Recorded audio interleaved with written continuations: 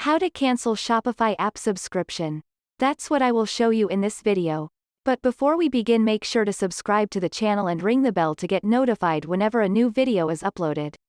With that said, let's get started. Navigate to your Shopify admin.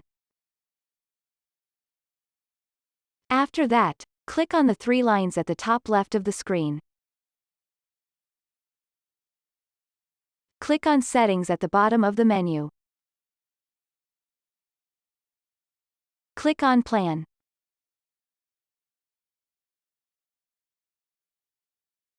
You will land on the page where you'll be able to cancel Shopify plan.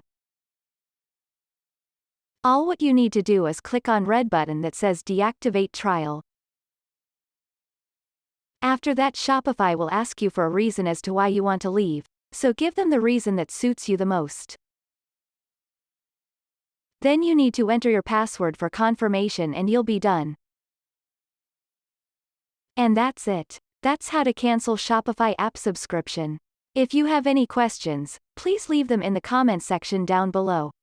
With that said, see you in the next video.